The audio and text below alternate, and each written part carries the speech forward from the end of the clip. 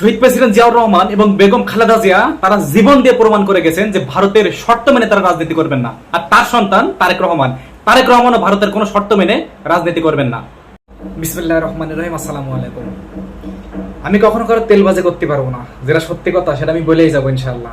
কাজের কথায় আসি, তারেক রহমান সাহেব যখন বাংলাদেশে আসছিলেন তখন একটা গুঞ্জন শোনা গেছিল কিন্তু যে ভারতের 3টে শর্ত মেনে তারেক রহমান দেশে ফিরছেন, এরকম একটা কথা শোনা গেছিল দ্যাট টাইম তখন।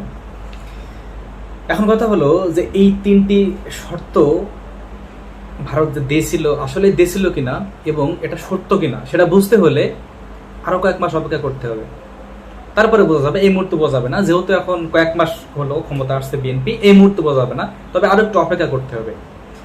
এখন কথা হলো যে সেই 3টি শর্ত কি কি। সেই 3টি শর্তের ভিতরে প্রথম শর্ত হলো যে আওয়ামী লীগের নেতাকর্মীদের উপর যত মামলা মোকদ্দমা আছে সেসবগুলো তুলে নেওয়া এবং যত নেতাকর্মী বাহিরে পলাতক আছে মানে বিদেশে তাদেরকে দেশে ফেরানো, 1 নম্বর শর্ত। 2 নম্বর শর্ত যে বাংলাদেশের সাথে যত সামরিক চুক্তি আছে অন্যান্য দেশের অস্ত্র যুদ্ধ বিমান যত চুক্তি আছে এসবগুলো বাতিল করা, 2 নম্বর গেল শর্ত। 3 নম্বর হচ্ছে জামাত ইসলামীকে জঙ্গি ট্যাগ দিয়ে গণহারে গ্রেপ্তার করা এবং তাদের জেলখানায় রাখা, এই 3টি শর্ত।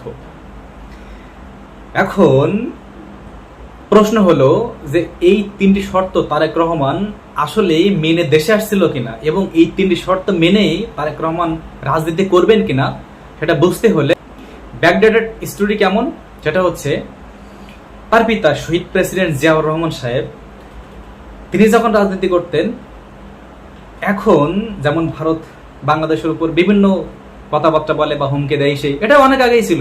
ভারত বাংলাদেশের পায়ে পা দিয়ে ঝগড়া করে, এটা আজকে নতুন এরকম না, এটা অনেক পুরনো ইতিহাস। তো ওই সময় এরকম ছিল।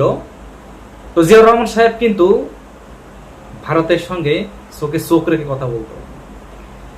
শহীদ প্রেসিডেন্ট জিয়াউর রহমান তিনি কিন্তু তার জীবন দিয়ে প্রমাণ করে গেছেন যে তিনি বাংলাদেশকে ভালোবাসেন এবং তিনি জীবন দিয়ে এটাও প্রমাণ করে গেছেন শহীদ প্রেসিডেন্ট জিয়াউর রহমান যে ভারতের সঙ্গে তিনি মাথা নত করবেন না। তার জীবন দিয়েছেন কিন্তু ভারতের সঙ্গে তিনি মাথা নত করেননি। জিয়াউর রহমানের বিষয়টা গেল, এবার আসি খালেদা জিয়া। খালেদা জিয়ার বিষয়টা এমন ছিল যে খালেদা জিয়া যদি ভারতের সঙ্গে আপোষ করত তাহলে কিন্তু তার কারাবদ্ধ থাকা লাগতো না, কারাগারে থাকতে হতো না, তার বাসা থাকতে পারতো না, কিন্তু ভারতের সঙ্গে তিনি কিন্তু আপোষ করেনি। আর বেগম